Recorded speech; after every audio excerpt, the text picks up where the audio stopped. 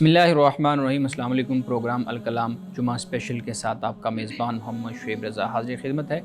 नाज़रीन किराम, प्रोग्राम के पहले हिस्सा में हम सीरतुन नबी सल्लल्लाहु अलैहि वालैहि वसल्लम के एक ऐसे गोशे पर बात करेंगे जो हमने जानते हुए या अनजाने में भुला दिया, और दूसरे हिस्सा में हम कुछ ऐसे सवालात पे गुफ्तगू करेंगे जो हमारे यहाँ मौज़ूए बहस बनाए जाते हैं और हमारे नाज़रीन की तरफ से पूछे जाते हैं। मेरे साथ शरीक गुफ्तगू हैं जनाब मोहम्मद अमानत रसूल साहब। अमानत साहब, बहुत शुक्रिया आपके वक्त का। मेरी मुआवनत के लिए मौजूद हैं जनाब शारिक रसूल। शारिक, बहुत शुक्रिया आपके वक्त का।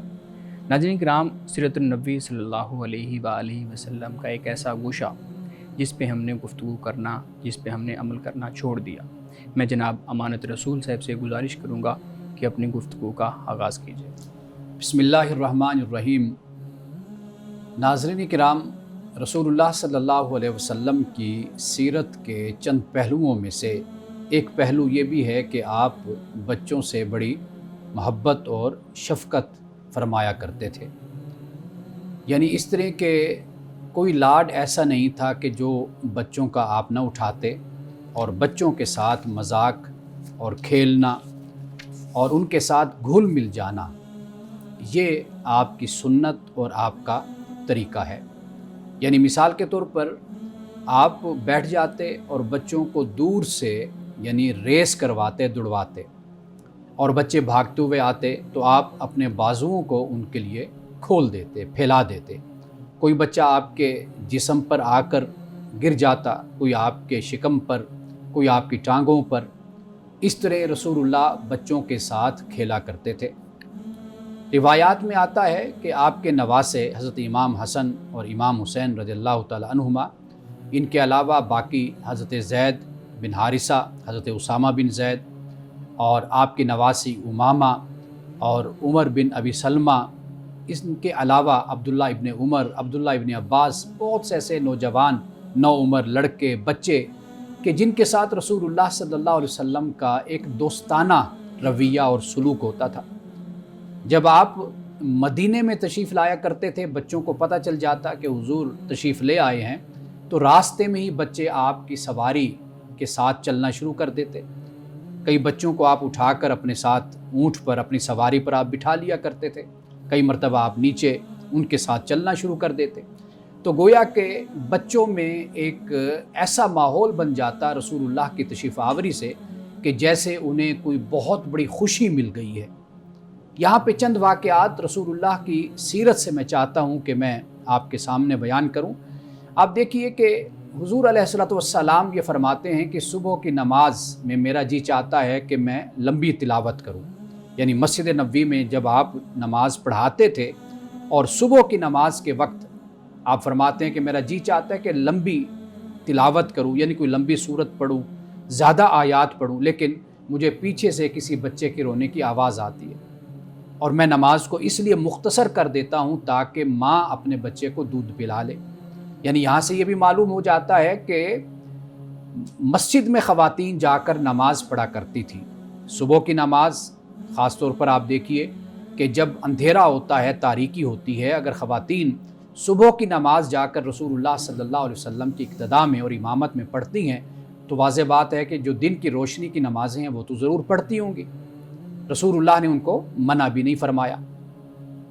और इसी तरह रसूलुल्लाह सल्लल्लाहु अलैहि वसल्लम के पास हज़रत उमर बिन अबी सलमा, उनका ज़िक्र आता है कि रसूलुल्लाह उनकी कफ़ालत फरमाया करते थे। कफ़ालत से मुराद ये कि बच्चे को रसूलुल्लाह ने शुरू से अपनी कफ़ालत में, अपनी परवरिश और तरबियत में रखा।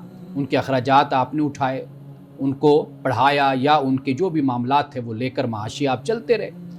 उमर बिन अबी सलमा कहते हैं कि रसूलुल्लाह सल्लल्लाहु अलैहि वसल्लम के साथ मैं बैठा खाना खा रहा था तो मेरा हाथ पूरे बर्तन में घूम रहा था, तो आपने मुझे फिर नसीहत फरमाई। एक फरमाया कि बेटा बिस्मिल्लाह पढ़ा करो, दूसरी बात फरमाई कि दाएं हाथ से खाया करो, तीसरी बात फरमाई कि अपने सामने से खाया करो।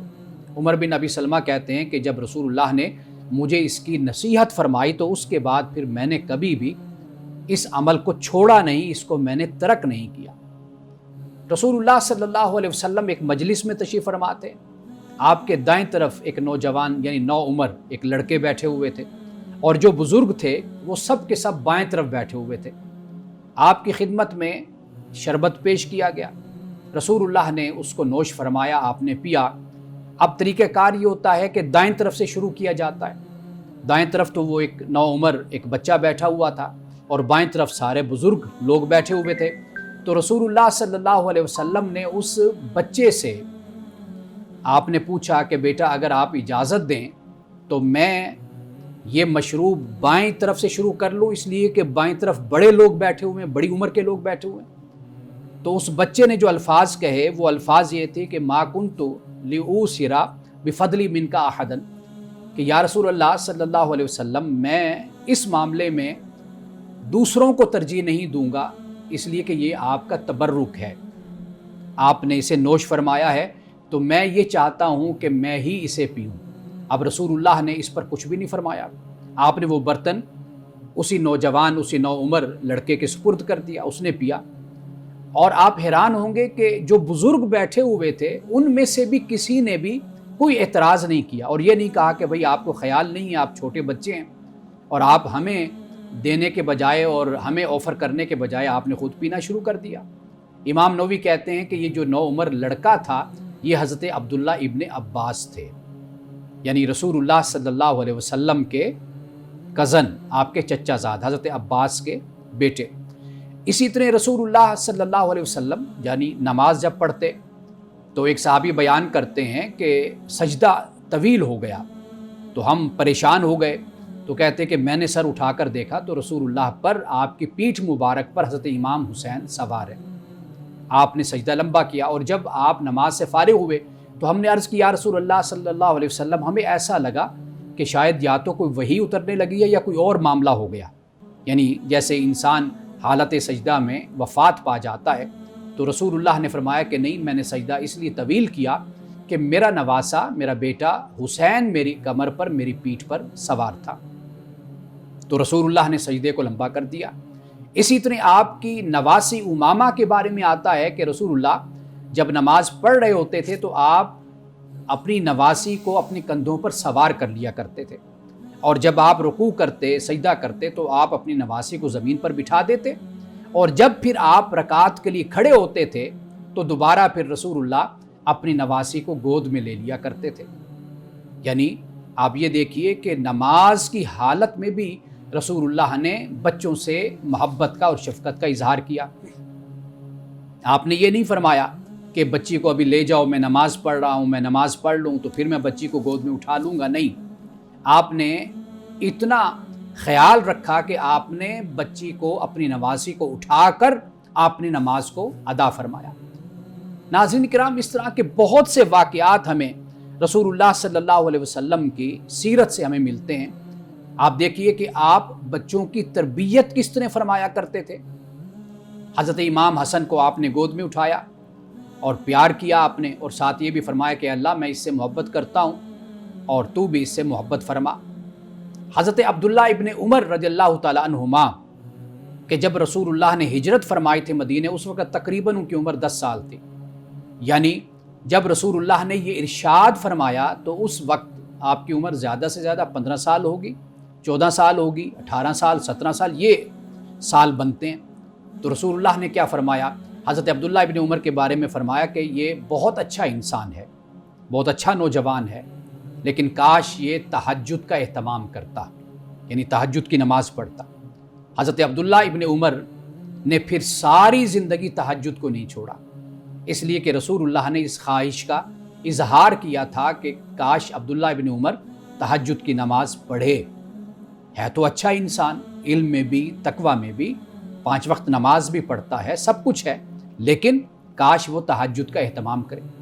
رسول اللہ صلی اللہ علیہ وسلم کے پاس ایک بچے کو لایا گیا، اور اس بچے کی جو شرارت تھی وہ یہ تھی کہ وہ پتھر مارا کرتا تھا درخت پر جہاں پھل لگا ہوتا تھا، اور وہ پھل گر جاتا، پکا یا کچا، جس طرح کا بھی پھل زمین پر آتا تو وہ پھر اٹھا لیتا تھا۔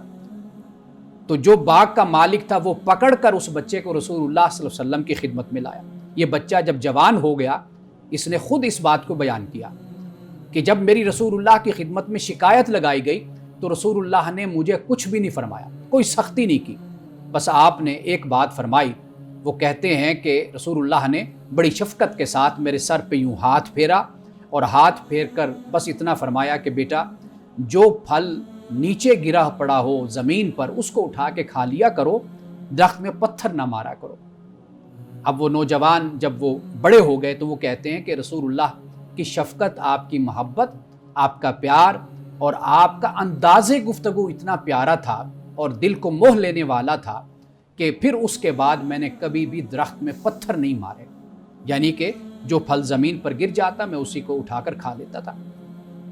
رسول اللہ کی خدمت میں اگر کوئی خاتون آتی اور سخت سردی کے موسم میں پانی لاتی کہ اگر آپ اس میں اپنے ہاتھ بھگو دیں گے، ڈال دیں گے تو یہی پانی میں اپنے بچے کو پلاؤں گی، تو رسول اللہ سخت سردی میں بھی بچے کے لیے اور اس ماں کی دلجوئی کے لیے آپ اس برتن میں اپنے ہاتھ کو ڈال دیا کرتے تھے کہ وہ اس پانی کو شفا کے لیے یا برکت خیال کرتے ہوئے مائیں لے کر جاتی تھی۔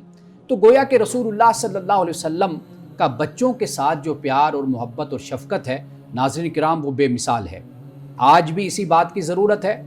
ترکی کی ایک کہاوت ہے کہ آج اگر مسجدوں میں بچے نہیں آئیں گے تو کل پھر مسجدیں ویران ہو جائیں گی، یعنی مسجدوں میں بچے آئیں، ان سے پیار اور محبت کا سلوک ہو، شفقت اور محبت سے بڑے پیش آئیں، یہی بچے ہیں کہ جو کل پھر بڑے ہوتے ہیں تو پھر یہ نظر آتا ہے کہ یہ باکردار ہیں، یہ با اخلاق ہیں، اور ان کے جو استاد اور جو مربی ہیں ان کے اخلاق اور کردار کی جھلک ان کی سیرت میں اور ان کے کردار میں اسی طرح نظر آتی ہے کہ جیسے رسول اللہ کے زمانے میں جو بچے تھے جب وہ بڑے ہوئے تو عبداللہ ابن عمر بنے، عبداللہ ابن عباس بنے، وہ بنے امام حسین بنے، وہ امام حسن بنے، اور وہ اسامہ بن زید بنے، یہ سارے پھر بچے ہی تھے، رسول اللہ کی شفقت اور تربیت میں رہے اور یہ پھر بڑے بڑے عالم، مجاہد اور بڑے بڑے فقیہ اور محدث بنے۔ یہ ناظرین کرام یہاں وقت ہوا چاہتا ہے ایک بریک کا، ہمارے ساتھ رہیے گا۔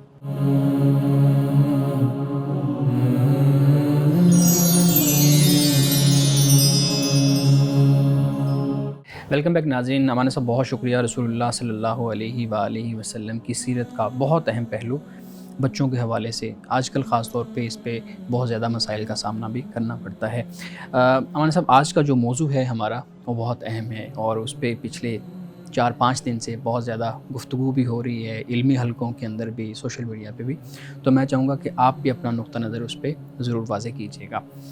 ہمارے ہاں جو صوفیانہ ایک آپ سلسلہ کہہ لیں، مذہب کہہ لیں، وہ بہت زیادہ نظر آتا ہے اور لوگوں کے اندر بھی اس کا جو رنگ ہے وہ بہت زیادہ ہمیں نظر آتا ہے۔ بنیادی طور پہ سوال میرا یہ ہے کہ جو کچھ لوگوں کا نقطہ نظر یہ ہے کہ یہ ایک مذہب یعنی اسلام کی طرح ایک الگ سے مذہب ہے، الگ سے پورا سسٹم ہے، تو آپ کا نقطہ نظر کیا ہے؟ کیا یہ صوفیانہ نقطہ نظر یا صوفیانہ جو نظریہ ہے یہ مذہب اور فلسفہ کی طرح الگ سے کوئی ایک ڈومین ہے یا مذہب کا ہی ایک پارٹ ہے؟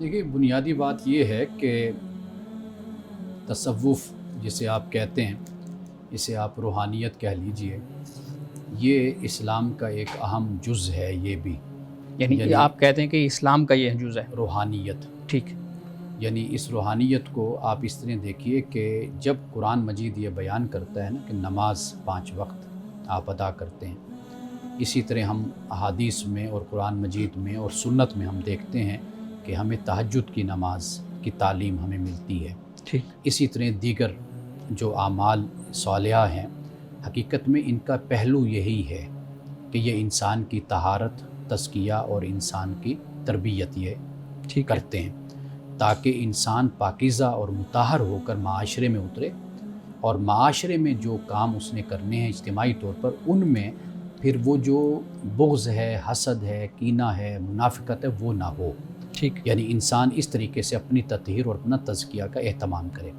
تو اس لیے بنیادی تصور جو روحانیت کا ہے وہ تو دین میں موجود ہے۔ ٹھیک ہے، جہاں تک تصوف کی جب ہم بات کرتے ہیں تو یہ جب کچھ صدیوں کے بعد یہ جو مختلف صورتیں ہمارے سامنے آتی ہیں کہ جب ہم دیکھتے ہیں کہ دنیا داری میں لوگ زیادہ مصروف ہو گئے، مشغول ہو گئے، اقتدار، سیاست، یہ چیزیں اس طرف لوگوں نے اپنے آپ کو متوجہ کر لیا، مادیت کی طرف لے آئے، تو پھر خود بخود ایک طبقہ ایسا پیدا ہوتا ہے کہ جس میں یہ ایک محرومی کا احساس ہوتا ہے कि उम्मत या हमारी जमात जो सी है ये बिल्कुल दीन की असल रूह से कट कर मादियत में मुब्तला हो गई। ठीक। तो यहाँ से फिर एक तसव्वुफ़ की तहरीक आप कह लीजिए कि ये हमें नज़र आती है। तो तसव्वुफ़ को आप बुनियादी तौर पर ये समझिए कि जैसे एक रूहानियत होती है, यानी अल्लाह के साथ लौ लगाना, अल्लाह का मुतलाशी होना, अल्लाह के साथ जुस्तजू ताल्लुक़ को होना, मजबूत करना, अल्लाह को तलाश करना, ये एक रूहानियत का पहलू वो इस्लाम के अंदर बुनियादी तौर पर मौजूद है। ठीक है। लेकिन जब यही चीज़ आगे बढ़ती चली गई तो दीन तक लोगों का जो मजाज होता है वो दीन तक काने नहीं रहते लोग। दीन फिर मज़ीद अपने कह लीजिए कल्चर कह लीजिए, अपना माहौल कह लीजिए, या अपने माहौल में अपनी ज़मीन पर जो मुख्तलिफ़ मज़ाहिब और मुख्तलिफ़ जो मकातिब फ़िक्र होते हैं या मुख्तलिफ़ स्कूल ऑफ थाट होते हैं, उनके भी असरात फिर लोगों पर मुरतब होते हैं। बिल्कुल सही। इससे उनकी जो रूहानी ज़िंदगी है उसमें और बहुत कुछ दाखिल होना शुरू हो जाता है। तो तसव्वुफ़ में भी यही मामला वक्त के साथ साथ हुआ है। अब इससे थोड़ा सा आगे बढ़कर आप ये देखिए कि मिसाल के तौर पर जब हम तसव्वुफ़ को देखते हैं तो हमें दो चीज़ें इसमें नज़र आती हैं। एक है इनकी कलामी मबाहस, तसव्वुफ़ की कलामी मबाहस, उसमें फिर वाहतुल वजूद का नज़रिया, वाहतुल शऊर का नज़रिया, और इसके अलावा फिर विजदान है, फिर इल्हाम है, और इस तरह के बहुत से मुख्तलिफ मराहिल फिर उसमें पैदा होते चले गए। अच्छा, दूसरी तरफ इसकी एक तरबियत गाह है, इसकी जिसे हम खानका कहते हैं, एक तज़किया गाह है। ठीक है। वो अलहदा उसका तसव्वुर है कि उस पर तो किसी ने कभी नहीं कहा, ना कोई इख्तलाफ किया कि ये जो पहलू है ये बिल्कुल उससे बिल्कुल मुमासलत रखता है जो इस्लाम हमें रूहानियत की, तज़किया की, ततहीर की तालीम देता है। ठीक, इसका ताल्लुक़ बिल्कुल उससे जुड़ जाता है। लेकिन इख्तलाफ जाकर होता है वो ये है कि आप दीन तक नहीं रहते, आप उससे आगे फिर मज़ीद रियाज़त और मुराकबे और मज़ीद ऐसी सूरतें बना लेते हैं कि जिसका कोई दीन में तसव्वुर भी नहीं है, और बहुत काम और बहुत सी रियाज़तें ऐसी हैं कि जिनको फिर आप अपने अकीदे में शामिल करके और फिर उससे मज़ीद बिदात आगे पैदा होना शुरू हो जाती हैं, तो वो फिर ख़तरनाक पहलू हो जाता है। बिल्कुल ठीक है। मानी साहब, आपने इसमें ज़िक्र किया खानका का, उस पर भी मैं जी प्लीज़। शुक्रिया। कि जो रूहानियत है आपने बताया कि तज़किया नफ्स है, ये मटीरियल परस्यूट से यानी कि दूर जाने का एक रास्ता है। तो जो गरीब इंसान है जो अभी उस रास्ते में है कि वो अपने आप के लिए कुछ कर सके, अपनी मटीरियल सक्सेस के लिए, क्या उसको रूहानियत का रास्ता अपनाना चाहिए? देखिए, मैं वही पहले इस बात को वाज़े कर चुका कि जो दीन हमें तालीम देता है, यानी इस्लाम जो हमें कहता है, वो तो अमीर है या गरीब, हाँ जी, वो तो मुकल्लफ़ है अगर उसने ख़ुद को मुसलमान कहा है।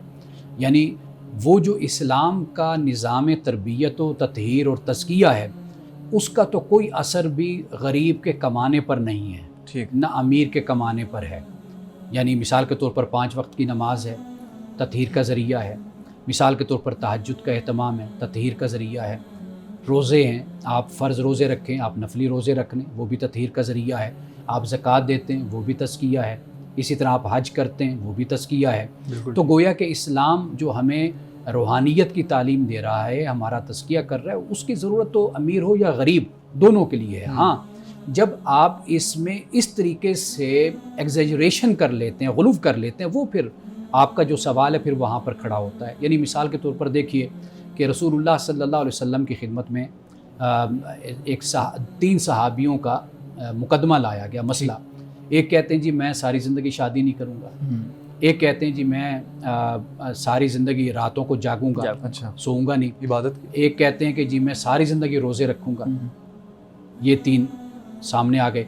रसूलुल्लाह ने फिर उनको बुलाकर ये फरमाया मुझे देखो, मैंने शादियाँ भी की हैं, मैं रात को सोता भी हूँ, इबादत भी करता हूँ, मैं कभी रोज़ा रख लेता हूँ, कभी नहीं भी रखता। तो रसूलुल्लाह ने अपना उसवा, अपनी सुन्नत, अपनी सीरत उनके सामने रखी। तो गोया कि इस्लाम का जो पैकेज है वो तो अमीर गरीब की जो मशगूलियात हैं, मसरूफियात हैं, उन पर तो कोई असरअंदाज नहीं होता।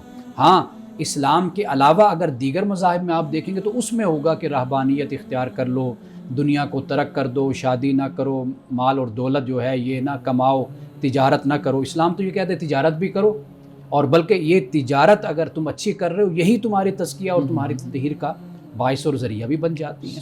सही। नाज़रीन किराम, बकिया सवाल लेते हैं एक ब्रेक के बाद, हमारे साथ रहिए।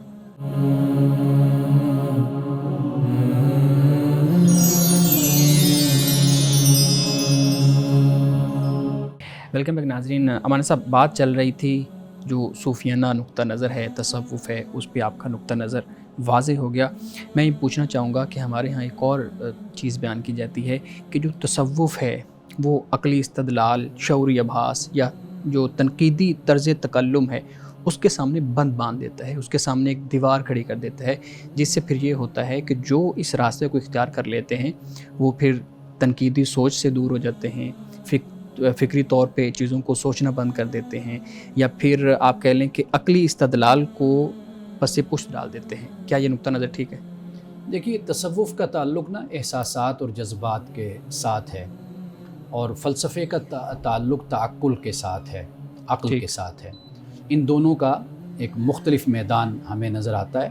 تو یہ بات کسی حد تک ہم درست کہہ سکتے ہیں، لیکن ہمیں یہ بھی دیکھنا ہے کہ تصوف کا ایک پہلو جس پر ہم پہلے بات کر چکے، کلامی مباحث، وہ سب کی سب فلسفیانہ بحثیں ہیں۔ بالکل صحیح۔ ان پر جتنی بھی بات ہوتی ہے وہ آپ وحدت الوجود پہ بات کر لیں، وحدت الشہود پہ آپ بات کر لیں، اس کے علاوہ دیگر جتنی بھی مباحث ہیں آپ ان کا جائزہ لیں۔ یہ ساری فلسفیانہ ہیں، فلسفیانہ ہی ساری بحثیں ہیں، جن کے بارے میں ہم نے کہا کہ بھئی یہ پھر آؤٹ آف لیمٹ اس کی صورت بن جاتی ہے، تو لہٰذا اس سے پھر بچنے کی راہ اختیار کرنی چاہیے، ان میں مزید الجھنا نہیں چاہیے۔ ہاں، اس کی جو اخلاقی تعلیم ہے تصوف کی، تربیت کی، اس کو علماء نے اور ہمارے اسکالرز نے اس کو ایکسیپٹ کیا ہے، وہ اپنی جگہ پر موجود ہے۔ تو تصوف ہو یا فلسفہ، ہمیں یہ دیکھنا ہے کہ ان دونوں کا بنیادی طور پر اپنی اپنی جگہ پہ کردار کیا ہے۔ تو لہٰذا جو لوگ صوفی بن کر اپنے آپ کو بالکل ہی عقل سے دور کر لیتے ہیں، تو یہ بھی اسی تصوف کی ایک جھلک ہو جاتی ہے کہ جس میں زیادتی اور جس میں غلو اور مبالغہ ڈال دیا گیا اور پایا گیا، جس کی وجہ سے یہ صورت بن گئی ہے۔ بالکل ٹھیک ہے، کیونکہ ہمارے ہاں وہ کہتے ہیں نا، جو عشق والی اس راستے میں آ گیا تو پھر وہ عقلی استدلال اور ان چیزوں سے دور ہو گیا۔ مولانا صاحب بالکل ٹھیک ہے۔ اچھا، اسی سے متعلق ہمارے ہاں ایک لفظ آپ نے بھی اپنے پہلے سوال کے جواب میں بتایا کہ خانقاہ کا لفظ بولا جاتا ہے۔ آپ بتائیے گا خانقاہ کا لفظ یہ کیا ہے، اس کا تصور کیا ہے، اور ابتدائی طور پہ یہ لفظ کہاں سے جو ہے نا وہ پیدا ہوا یا کہاں سے لیا گیا؟ اصل میں جو خانقاہ لفظ ہے نا، خان کا مطلب تو مکان ہوتا ہے، خان مکان، ٹھیک، اور کاہ کا مطلب عبادت اور دعا، یعنی وہ جگہ جہاں پہ آپ عبادت کرتے ہیں، آپ دعا کرتے ہیں، اس کو خانقاہ۔ ہمارے ہاں تصوف میں صرف خانقاہ کا لفظ نہیں استعمال ہوا، تقیہ کا لفظ بھی استعمال ہوا ہے، درگاہ کا لفظ بھی شاید، تقیہ کا لفظ، اور اس کے علاوہ ایک اور لفظ ہے زاویہ۔ اچھا، زاویہ، یہ بھی ہمارے ہاں استعمال ہوا ہے۔ تو خانقاہ کا لفظ زیادہ ہمارے ہاں مشہور ہوا۔ تو اصل جو بزرگوں کی جو خانقاہیں تھیں، یہاں پر لوگ آتے تھے اور دنیا و مافی یہاں سے کچھ وقت کے لیے کٹ کر بیٹھنا ان کا وہاں پر، اور اللہ کو یاد کرنا، اور وہاں پر جو تربیت کا انداز تھا وہ ضبط نفس کا ایک انداز تھا۔ یعنی میں آپ کو چھوٹی سی مثال دیتا ہوں، میں ایک خانقاہ پہ گیا تو میں اندر، انہوں نے مجھے بلایا تو میں ملا ان سے، اور اندر جا کر میں بیٹھ گیا ہال میں، اور بھی لوگ میرے ساتھ تھے، تقریباً کوئی 30-40 لوگ ہوں گے۔ جب ہم باہر گئے تو ہمارے جوتے ترتیب کے ساتھ رکھے ہوئے تھے، بڑے خوبصورت طریقے سے۔ اب یہ ایک تربیت ہوتی ہے کہ انسان کو چھوٹے چھوٹے کاموں کے ذریعے سے ایک تنظیم بھی سکھائی جاتی ہے۔ انسان کا نفس جو ان سا ہے کہ جو اپنے آپ کو سمجھتا ہے کہ میں کوئی بہت بڑا عالم ہوں، بہت بڑا فقیہ ہوں، میں کوئی بہت بڑا انسان ہوں، بڑا مفکر ہوں، تو اس سے خانقاہ میں جانے سے یہ ہے کہ کم از کم انسان اپنی نفی کرتا ہے اس طریقے سے کہ وہ جو اس کے اندر تکبر اور غرور اور جو میں ہوتی ہے وہ اس میں مرتی ہے۔ تو وہ گویا کہ جب معاشرے میں پلٹ کر آتا ہے نا، تو پھر وہ فرعون نہیں ہوتا، اس کی میں مر چکی ہوتی ہے، وہ نمرود نہیں ہوتا، پھر وہ معاشرے میں ایک انسان بن کر، ایک اچھا مسلمان بن کر پھر معاشرے میں کنٹریبیوٹ کرتا ہے اور اپنا کردار ادا کرتا ہے۔ بالکل صحیح ہے۔ جب ہم خانقاہ کی بات کرتے ہیں یا زاویہ کی یا تقیہ کی بات کرتے ہیں تو یہ وہ جگہ ہے، جیسے آپ نے بھی بیان کیا، جہاں پہ انسان کا جو نفس ہے اس کا علاج کیا جاتا ہے، آپ کہہ لیں، یا اس کے لیے بہتر راستہ فراہم کیا جاتا ہے۔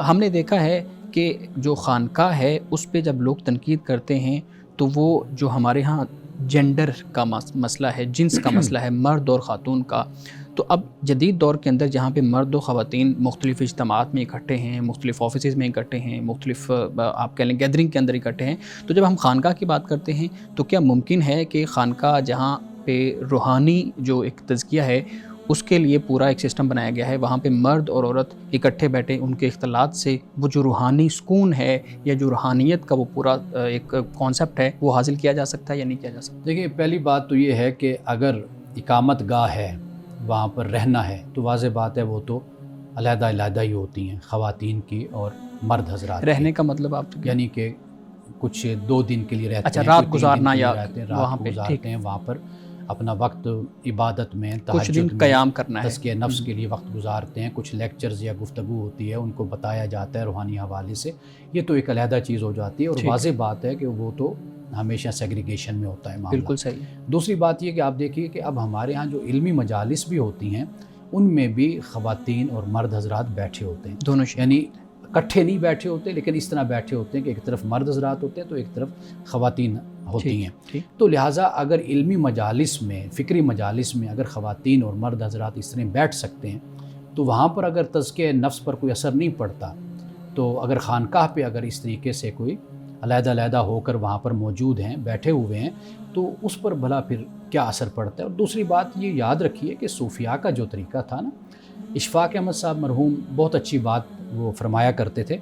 وہ ایک جگہ یہ لکھتے ہیں کہ جو صوفی یعنی بابے جو ان سے, وہ بابا کا لفظ بولتے تھے کہ یہ بابے بڑے چلاک ہوتے ہیں, ہوشیار ہوتے ہیں. وہ کیسے کہتے ہیں کہ کوئی شخص ان کے پاس آتا ہے نا, کوئی مثال کے طور پر گناہ گار ہے, گناہ کبیرہ کا مرتکب ہوتا ہے, جیسے لوگ فاسق و فاجر ہوتے ہیں, یہ نہیں کہتے کہ بھئی اٹھ کر چلے جاؤ, تم بدکار ہو, تم فاسق و فاجر ہو, آئندہ ادھر نہ آنا, مجھے اپنی شکل نہ دکھانا, یہ نہیں کرتے تھے. بلکہ وہ اس گناہ گار کو اپنے ساتھ بٹھاتے ہیں اور آہستہ آہستہ پھر اپنا رنگ اس پر چڑھاتے ہیں. پھر ایک وقت آتا ہے وہ شخص کی جو نماز نہیں پڑھتا وہ پھر تہجد بھی نہیں چھوڑتا. وہ شخص کے جو زنا کا عادی ہوتا ہے, ایک وقت آتا ہے وہ پھر اپنی نظریں اٹھا کر بھی کسی کی بہن اور بیٹی کو نہیں دیکھتا. اور وہ شخص کے جو دوسروں کا حق کھانے والا ہوتا ہے پھر وہ حرام اور حلال کا فرق کرتا ہے. تو اشفاق احمد صاحب کہا کرتے تھے کہ یہ بابے بڑے سمجھدار ہوتے ہیں. تو اصل طریقہ ہی یہی ہے کہ آپ کے پاس جو شخص آیا ہے, اگر خاتون ہے اس نے دوپٹہ لیا ہوا ہے, اس نے دوپٹہ نہیں لیا ہوا, اگر آپ پہلے سے ہی کوئی کوڈ, ڈریس کوڈ بنا دیتے ہیں, آپ کہتے ہیں نہیں جی اس طرح کا بندہ ہمارے, بھائی وہ جو جس کے لیے آپ نے یہ سارا لباس بنا دیا, ممکن ہے وہ تو پہلے سے ہی مذہبی آدمی ہے اور اس کا رنگ ڈھانگ ہی وہی ہے سارا, تو آپ اس کو کیا تعلیم تربیت دیں گے. تو لہٰذا صوفیاء کا طریقہ یہ ہے کہ جیسا بندہ بھی ہے, جیسے بھی خاتون ہے, وہ آئے, پھر اس کی وہاں پر تربیت اور اس کی اصلاح کا کام. بالکل ٹھیک ہے. لیکن مولانا صاحب آپ نے خود ہی ابھی یہ لفظ جو ہے نا وہ بولا ہے کہ اس نے دوپٹہ لیا ہے یا نہیں لیا, چلیں ہم اس کو چھوڑ دیتے ہیں. ایک خاص طرح کا بیوٹی جو ہوتی ہے وہ اس میں اٹریکشن ہوتی ہے, تو ایک خاص طرح کی بیوٹی کے ساتھ اگر مرد اور خواتین ایک جگہ پہ اکٹھے بیٹھے ہوئے ہیں تو بہت زیادہ یہ ممکنات میں سے ہوتا ہے, اور ہمارے معاشرے میں تو اس چیز کو بہت زیادہ سمجھا جاتا ہے کہ اس میں اٹریکشن پیدا ہونے کا چانس بہت زیادہ ہوتا ہے. تو ایسی مجلس کہ جس کے اندر, اس ماحول کے اندر لوگ بیٹھے ہوئے ہیں, اس سے جو طہارت ہے یا ایک آپ کہہ لیں کہ روحانیت ہے, اس کا حصول تو واقعی ہی ذہن مانتا ہی نہیں ہے کہ ممکن ہو سکے گا. دیکھیے اصل بات جو ہے نا وہ ہے آپ کا ماحول مہیا کرنا. آپ جہاں پہ آئے ہیں وہاں کا کیا ماحول ہے, وہاں پر آپ سیکھتے ہیں, وقت کے ساتھ ساتھ آگے بڑھتے چلے جاتے ہیں. ایک دن میں کوئی شخص نہ عالم بنتا ہے, ایک ہی دن میں کسی شخص کا تزکیہ نہیں ہوتا. وقت گزرتا چلا جاتا ہے, ماحول انسان پر ضرور اثر کرتا ہے. وہ جو صحبت ہوتی ہے نا, صحبت صالح ترا صالح کند, صحبت طالح ترا طالح کند. اچھوں کی صحبت اچھا بناتی ہے, بروں کی صحبت برا بناتی ہے. تو اس لیے آپ کا بیٹھنا آنا, جس حالت میں بھی آپ ہیں, آپ جیسے بھی ہیں, آپ آئیں گے بیٹھیں گے تو آہستہ آہستہ پھر انسان کے اندر تبدیلی, اور انسان کے رویوں میں, سلوک میں, لباس میں, ہر چیز میں پھر وقت کے ساتھ ساتھ تبدیلی رونما ہوتی جاتی ہے. بالکل ٹھیک ہے. مولانا صاحب اس حوالے سے آخری سوال میں آپ کے سامنے رکھتا ہوں کہ جو ہمارے ہاں صوفیانہ نقطہ نظر ہے یا تصوف کی پوری ایک بحث جس پہ ہم گفتگو کر رہے ہیں, یہ مذاہب کہہ لیں یا سلاسل کہہ لیں, یہ صرف بر صغیر کے اندر ہمیں ملتے ہیں یا دنیا کے مختلف خطوں کے اندر بھی ان کا وجود ہے یا اس طرح کے سلاسل پائے جاتے ہیں؟ بالکل پوری دنیا میں پائے جاتے ہیں. اسلامی دنیا آپ دیکھ لیں, افغانستان ہے جیسے, ایران ہے جیسے, شام ہے, عراق ہے, یعنی بلاد عرب میں ہر جگہ پر اس طرح سلاسل. ضروری نہیں کہ 4 جو ہمارے ہاں موجود ہیں جیسے نقشبندی ہیں, چشتی ہیں, قادری, سہروردی ہیں, باہر اور بھی بہت زیادہ ہیں. جیسے شاذلیہ باہر سلسلہ ہے بہت زیادہ, اس سے تعلق رکھنے والے لوگ ہیں. تو یہ صرف بر صغیر کا معاملہ نہیں ہے, یہ تقریباً پوری اسلامی دنیا میں ایسا ہی ہے. بالکل ٹھیک ہے ناظرین کرام، یہاں وقت ہوا چاہتا ہے ایک بریک کا، ہمارے ساتھ رہیے.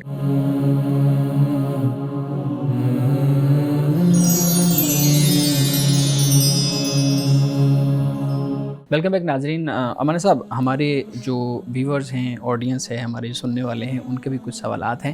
ایک سوال یہ ہے کہ جو لوگ درود شریف پڑھتے ہیں تو وہ درست طریقے سے نہیں پڑھتے، بلکہ یہ لفظ لکھا ہوا ہے الفاظ کا کیما بنا دیتے ہیں. تو کیا وہ الفاظ کا تبدیل کرنا یا مختلف الفاظ ادا کرنا ان کے لیے عذاب کا باعث بنے گا یا نہیں؟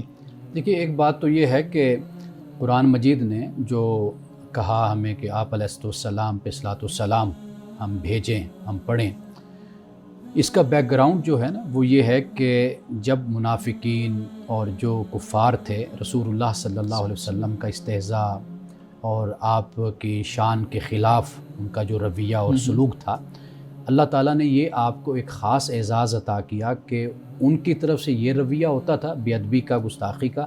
ادھر مسلمانوں سے کہا کہ وہ آپ پر رحمت بھیجیں، آپ کی بارگاہ میں درود و سلام بھیجیں. یہ آپ کے لیے قیامت تک کے لیے یہ ایک اللہ نے اعزاز آپ کو عطا فرما دیا. تو لہٰذا آپ جب درود پڑھیں تو ایک تو عقیدت کے ساتھ اور محبت کے ساتھ پڑھنا چاہیے، اور دوسری بات یہ ہے کہ الفاظ کو سمجھ کر آپ پڑھیں کہ آپ کیا ادا کر رہے ہیں. بے شک چھوٹا درود ہو، جیسے قرآن پاک نے جتنے الفاظ بولے ہیں آپ صرف اتنے الفاظ ہی بولیں، لیکن یہ ہے کہ آپ اس کو پورے ادب اور احترام کے ساتھ آپ پڑھیں.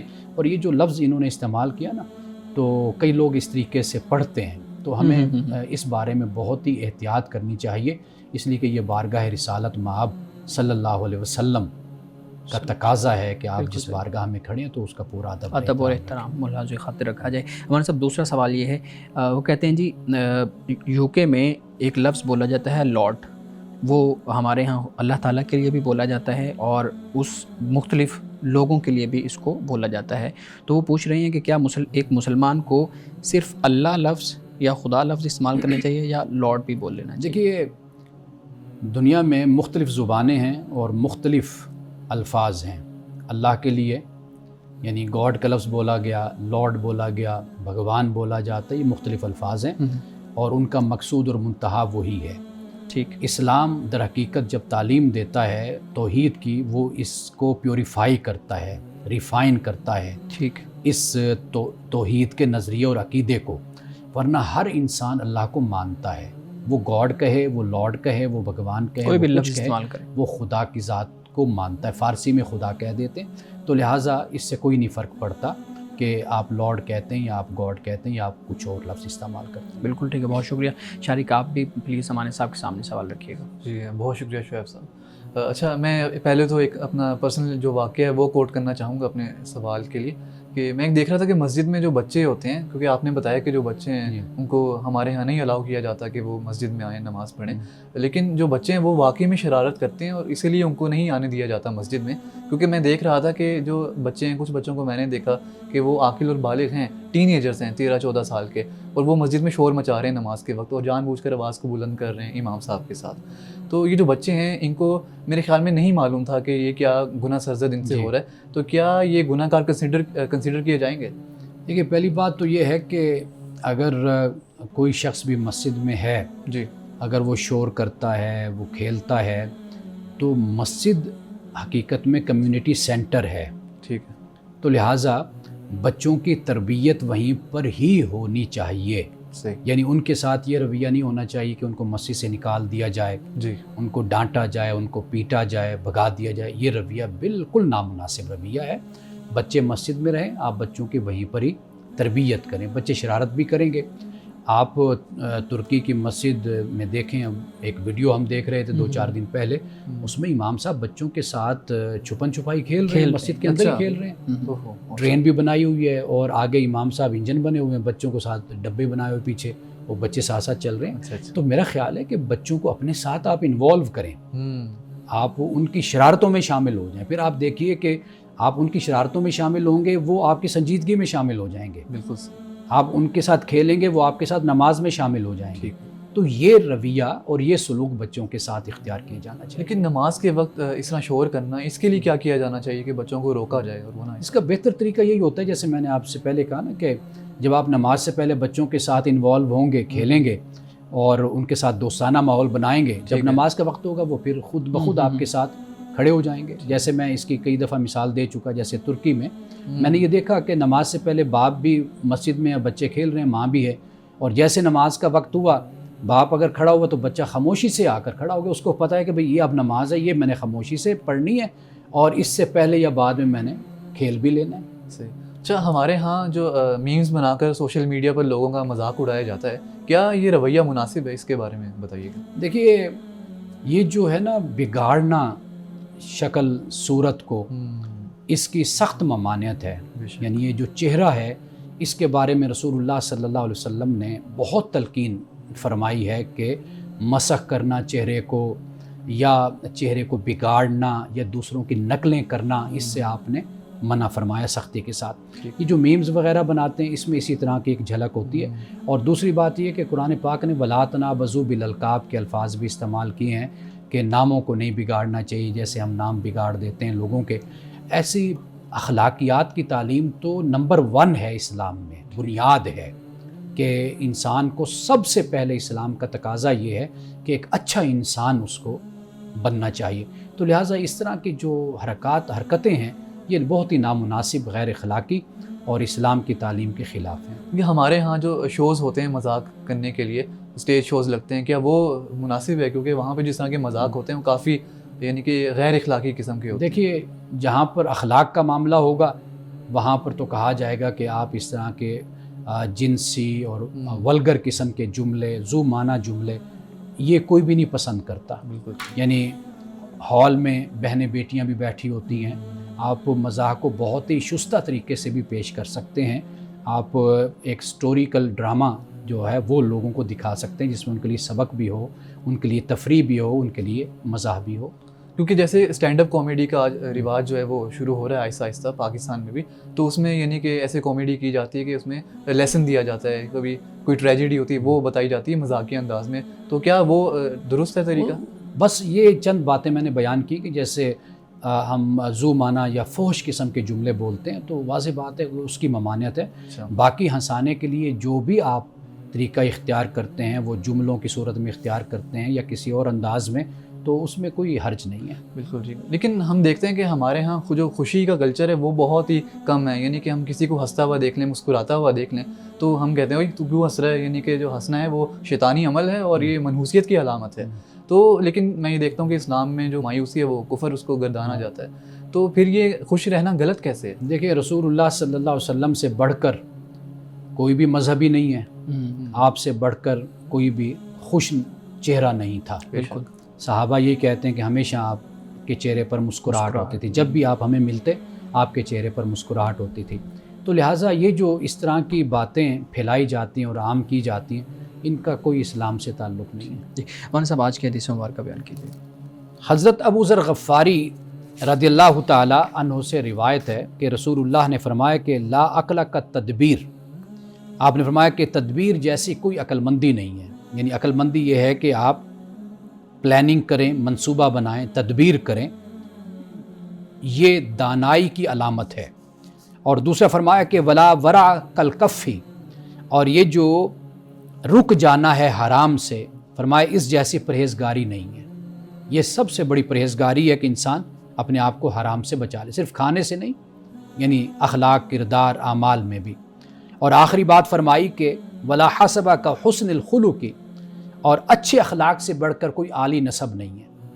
یعنی لوگ اپنے آپ کو ذات پات کے حوالے سے کہتے ہیں جی ہمارا تعلق فلاں قبیلے سے ہے، فلاں خاندان سے ہے، فلاں ذات سے ہے، فلاں نسب اور حسب سے ہمارا تعلق ہے.